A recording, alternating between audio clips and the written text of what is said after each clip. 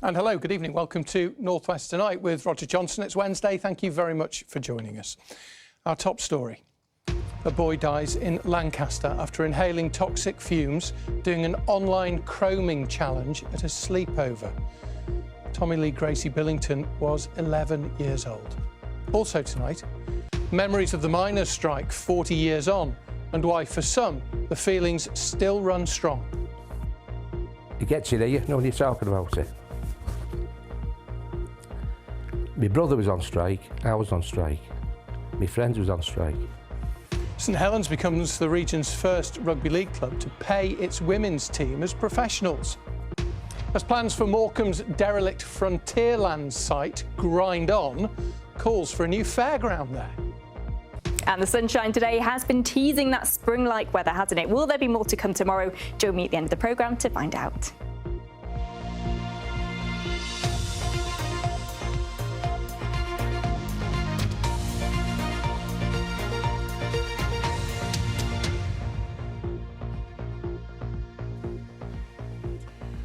An 11-year-old schoolboy has died after doing a so-called chroming challenge while at a sleepover. It involves inhaling toxic substances. Tommy Lee Gracie Billington's family have paid tribute to him, while police have tonight warned youngsters about the danger of inhaling things. Let's go live to Yunus Muller. He's in our Lancashire newsroom for us tonight. So, Yunus, this is a real tragedy. Tell us, what more do we know? Roger, emergency services were called to a sudden death at an address on Greenset Close in Lancaster on Saturday. An 11-year-old boy had died. Police say they're treating the death as unexplained and a police investigation is underway at this moment. But it has emerged that that boy was 11-year-old Tommy Lee Gracie Billington.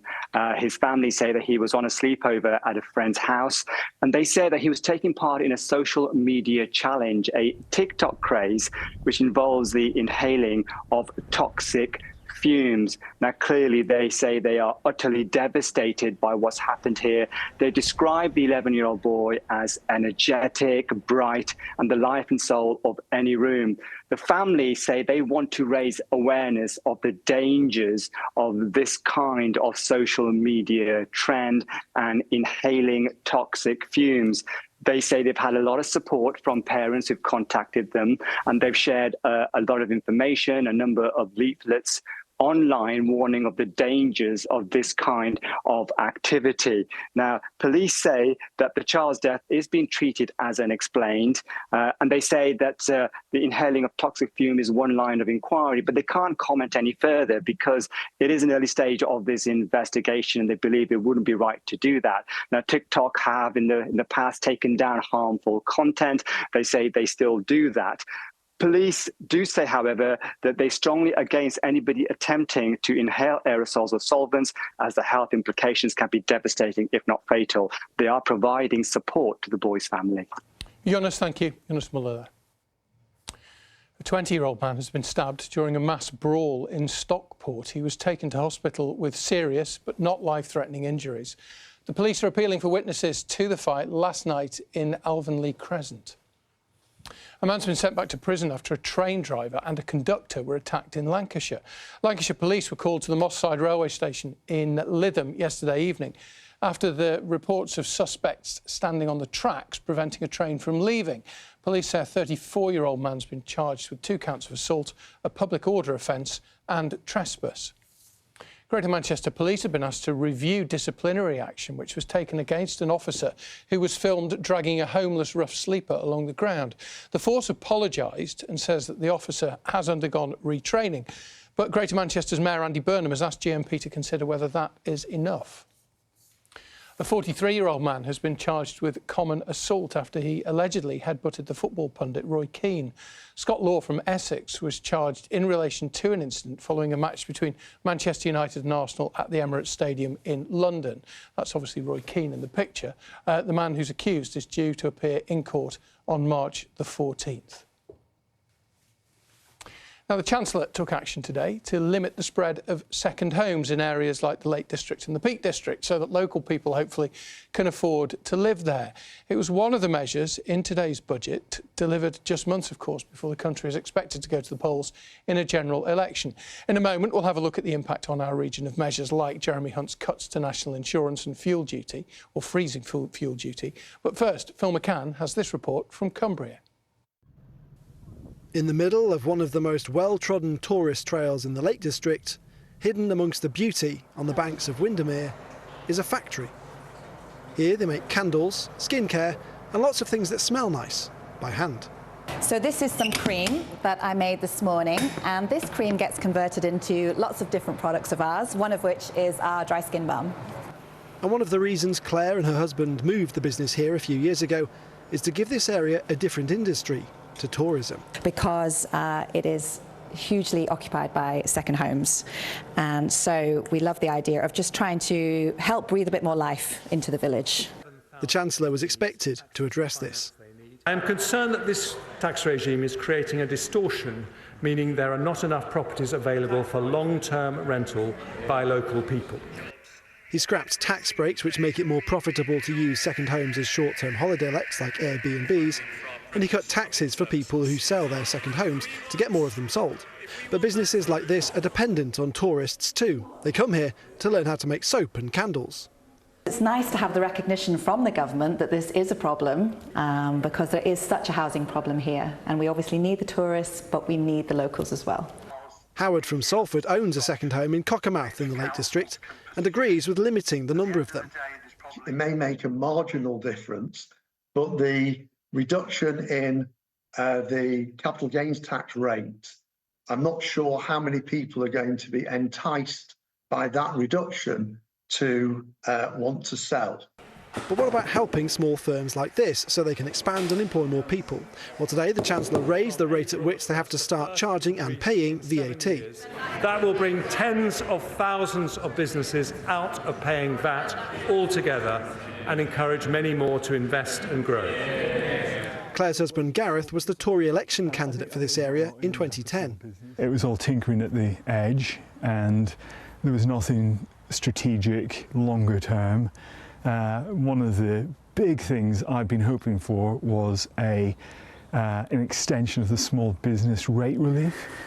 Mix up what the last few years have meant for lots of us, and we've been paying more in tax and more at the shops. So the Chancellor was hoping he could give people and companies in places like this some presents before the looming election. Phil McCann, BBC North West Tonight, Far Sorry, Cumbria. Well, much has been made of this being a cost of living budget, of course, with many people still struggling to get by. So what do people make of Jeremy Hunt's statement? Our Merseyside reporter Andy Gill's been gathering opinions today in Liverpool. The spring sunshine brought people out to Liverpool's Sefton Park this afternoon. The Chancellor's headline announcement about the cut to national insurance got a cool response from Sylvester, who thinks the money should be invested for the long term. Instead of putting the money in the pocket, it doesn't change anything much. We're still going to spend it on frivolous things or buying stuff. But if we set it up into the system, it benefits us now and sometime in the future. Carol also believes investment, not tax cuts, should have been the priority. For services, the country is on its knees. The councils are going bust because they're not getting enough money off central government.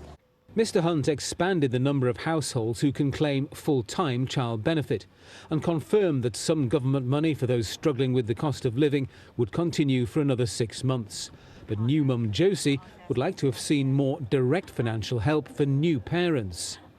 Baby milk's £10 a tin. She goes for a tin every 4 days, so 2 a week. Say I'm spending the best part of like £70 a month just on baby milk to feed her. So when you're getting £700 and you've got your bills to pay, nappies, wipes, formula, there could have just been something a little bit different to help struggling parents.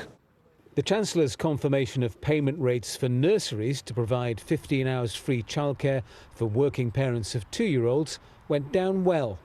Got our first grandchild now, and the daughter pays over £1,000 a month, and he only goes in 4 days a week. And once that comes in, that's going to help no end of families that have got young children. They're not going to be able to afford a second child until they know that this is fully in place.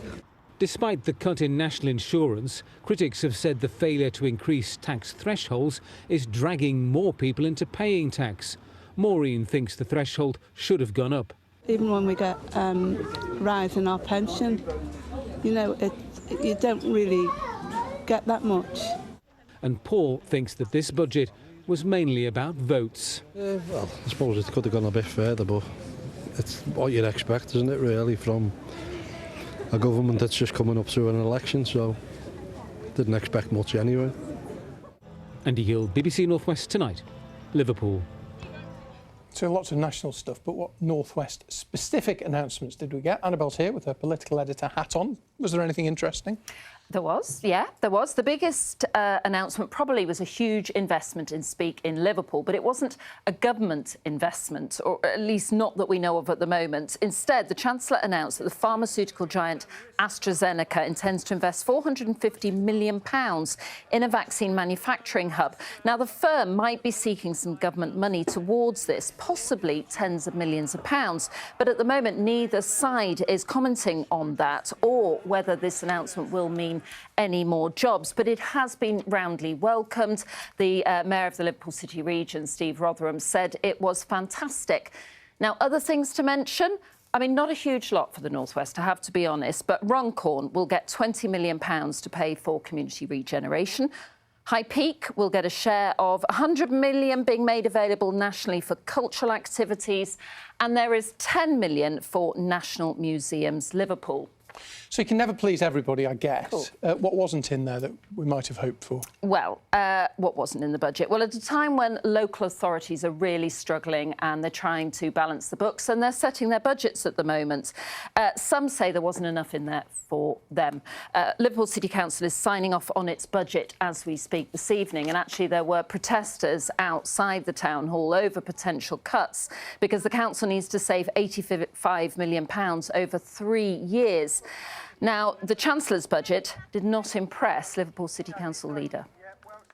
I watched the Chancellor's budget. It's an hour of my life I won't get back. Unfortunately, there was very, very little in there for local government and very little for Liverpool City Council. It's frankly disgraceful that the crisis in local government funding wasn't even mentioned once. Obviously, he represents Labour, so what about authorities that aren't Labour? Well, I also asked the leader of Wyre Borough Council what he thought. I don't think any party of any colour going into an election would have given a load of money away to local authorities. They would have given the tax cuts to the people that they do through the national insurance. So not disappointed. It's exactly what I expected. Well, this budget probably fires the starting gun on the general election. We don't know when it will be yet, but this is possibly the last budget before then. Was there enough in there to really move the needle economically or politically?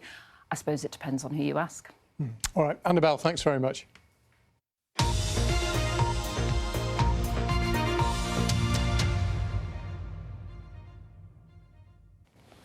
Now, this week marks 40 years since the start of the miners' strike. It was the biggest industrial dispute in post-war Britain. Violence flared and communities were divided over the strike action against the Thatcher government's plans to push ahead with pit closures.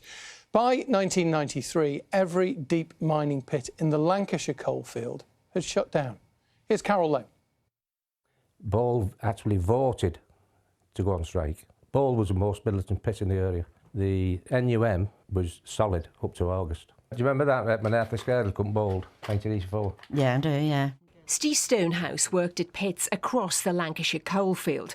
In 1984, he was at Bold Colliery near St Helens when news came that 20 pits across the country were to be closed because the government saw them as inefficient and unprofitable. He spent a year on the front line picketing. When it first started, 2 or 3 police on the gate.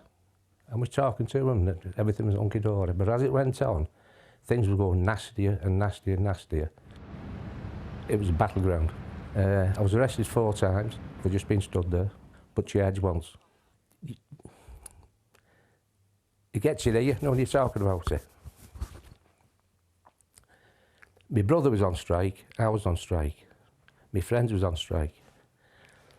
But I had friends who I worked with, friends who I went to school with, who went back to work after 9 months. And when we went back to work, we didn't talk. The Lancashire miners decide not to come out on strike on Thursday. What will it do then? They'll be out on Monday, you can guarantee that. We're not Lancashire miners, us. We're Great Britain miners. One out, all out. And at the time, there was a slogan during the miners' strike, which was "Close a pit, kill a community." So it was not just about jobs for the miners, but it was about jobs for everyone in the community. The whole social world of the mining villages as well was kind of focused on the pits. The Parkside Colliery Choir was part of that social world, one of just a handful left in the country. There are no miners in it now, and numbers have thinned over the years, though it's still going strong. The whole thing was quite sad, to say the least. Industry closing down, and not just collieries, everything else. A big change to their lifestyle, etc. And obviously it split up the workforce and the mates, if you wish. So we carry on the tradition. So all my life I was fetched up in a colliery estate. It was old minders. At school, 50% of my mates, the dads worked at pit. But there's an old saying out pit, you look after your mate's back because you want it to look after your back. Agecroft is the sole Lancashire colliery still in full production. Here we go, here we go! I'd never been political before. We run, the kitchen and we did the food parcels. We went on demonstrations. I went on a picket line. I went to Parkside. I was threatened. 40 years on, Steve and Joan feel as strongly about the strike now as they did then. I still class myself as a miner. It's in you, it's in you, it's in you. And that's what hurts me. How a government can plan to destroy jobs and destroy communities. Carol Lowe, BBC North West Tonight.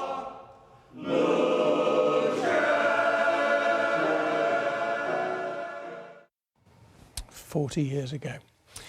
Right, a bit of football for you. Manchester City manager Pep Guardiola says the Champions League is getting tougher. He was speaking ahead of City's last 16 tie against Copenhagen tonight, with City taking a 3-1 first leg lead into the game at the Etihad Stadium. The European champions are unbeaten in 19 games at the moment in all competitions.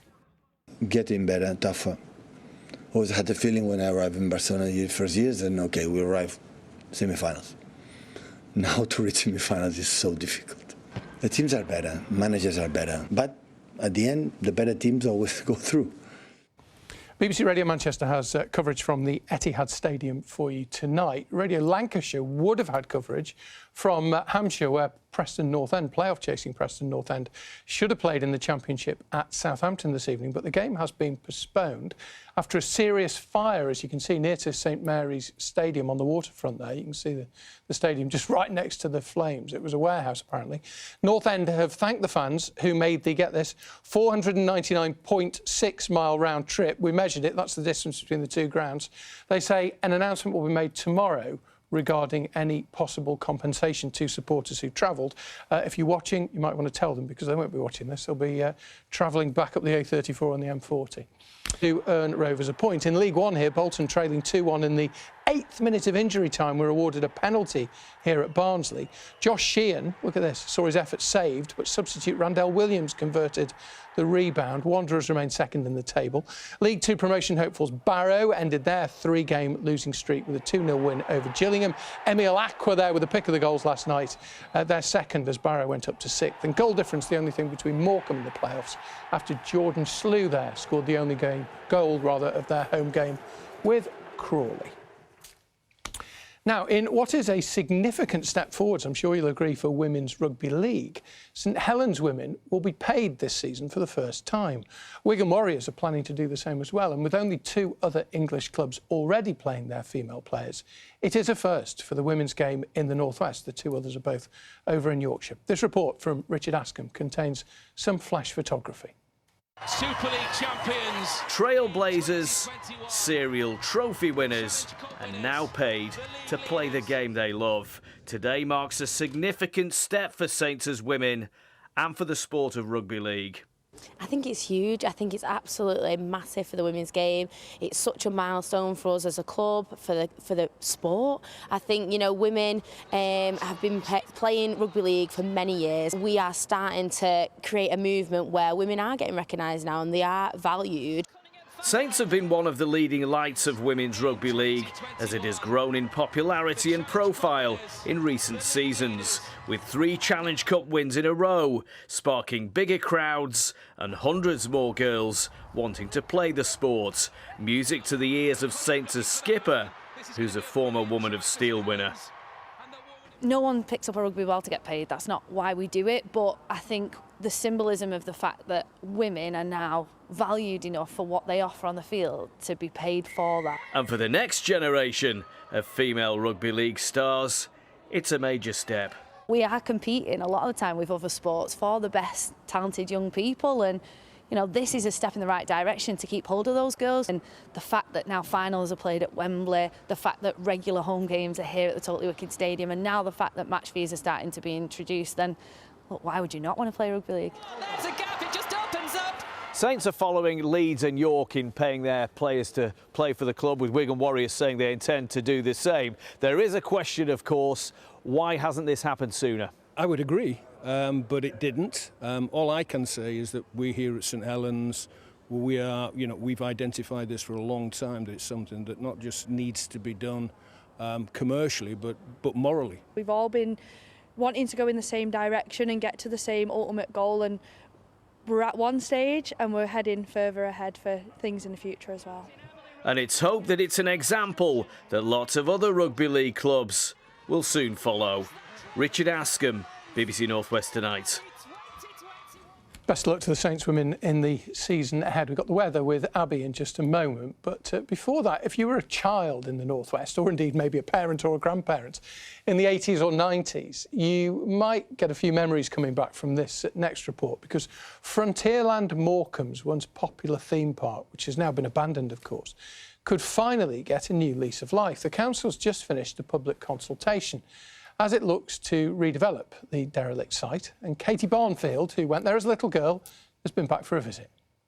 At Morecambe Heritage Centre, memories of the town's past are everywhere, including a long-abandoned theme park. Among our collection here, we've got pictures of Frontierland. So this was the big wheel, as it was called, because it was a really big Ferris wheel. There were people who they claimed couldn't go and sit in their back gardens without being overlooked. It's called Frontierland, I should say, because there was a sort of local group who liked to dress up as cowboys and all of that. There was Frontier Fred, who was this character who looked after a dog? I think so. I remember. Yes.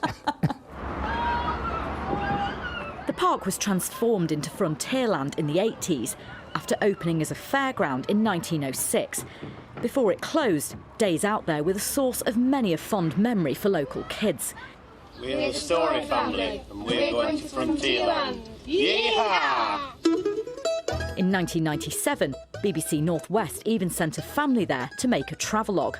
Rather longer lived was the old Polo Tower, and it was there for years and years, even fairly recently, because it was used as a mobile phone mast as well. Frontierland closed its doors for good in 1999. Since then, all of the rides have been demolished and the site here has mostly been derelict. But after many failed regeneration attempts, in 2021, Lancaster City Council bought the site themselves, and there are now finally hopes it could come back to life. So we've just done the public consultation. The majority of people want a site that's a leisure site. So when you say leisure, could we see a fairground here again? Well, it would depend what the developers came forward with. The majority of them came back with things like hotels and housing, and that's not really the inspiration that we want. If somebody came along with a really brilliant idea for a fairground, why not? Rita's Cafe has been running on the seafront for nearly 40 years, as Frontierland came and went. For owner Lynn, there's only one answer. Definitely back to Frontierland, definitely.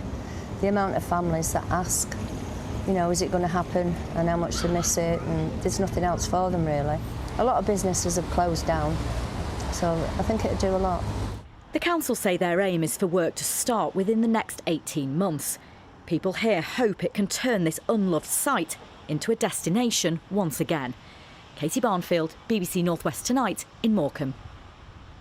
So watch this space, we'll let you know what happens. Right, let's have a look at the weather, shall we? Abby's with us tonight. Nice to have you back for a few Wednesdays, I think, for the next few weeks. Every Wednesday in March, I know. Hopefully I'll bring more days like today as well, because it has been lovely, hasn't it? It's been a little bit chillier, but it has at least been dry, and west is best over the next few days, so we're not going to fare too badly tomorrow either. A chilly start, a little bit of mist and fog, but it should stay dry and fine. We're sandwiched between high pressure and low pressure at the moment, and the high pressure will certainly keep our weather drier and more settled over the next few days. Our winds will just start to pick up a little bit on Friday.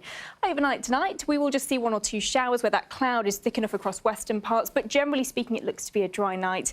Clearer skies further west, I think, could lead to 1 or 2 patches of mist and fog. Temperatures dropping back to 2 or 3 degrees Celsius. So it is going to be quite a chilly start to the day tomorrow. But much like today, that mist and fog early doors will gradually lift. We will see quite a lot of cloud across eastern parts, and that cloud thicken up again for a few showers for tomorrow. But further west, this is where we'll see the best of the drier and brighter weather, with our temperatures tomorrow reaching about 10 or 11 degrees Celsius. Worth noting, though, our winds coming in from the east, and that will add a bit of a chill. So temperatures on paper, 10 or 11 degrees, yes, but it might feel just that little bit cooler, I think, for a time tomorrow. So over the next few days then, that area of low pressure that we're sandwiched in between high and low will win out as we head towards the weekend. So our weather is going to start to turn a little bit more changeable, a little bit more unsettled as we head towards the weekend. Saturday and Sunday, we are expecting to see outbreaks of rain. Saturday probably looking like the better day of the two at the moment, but still largely dry and settled for Friday. That mix again of variable clouds, some brighter or sunnier spells, but our winds will pick up a little bit, so feeling slightly fresher, I think, on Friday. The temperatures on paper still 10 or 11 degrees Celsius. And then that area of low pressure is going to bring more changeable conditions this weekend. Saturday and Sunday, we could see outbreaks of rain. I think Saturday, probably the better day of the two, like I say, at the moment. It is likely to be a little bit wetter on Sunday. Very similar conditions and very similar temperatures as we head through to the start of next week. So yes, they've dropped a little bit, but with that spring-like sunshine, it is feeling pretty decent, Rog, isn't it? It is.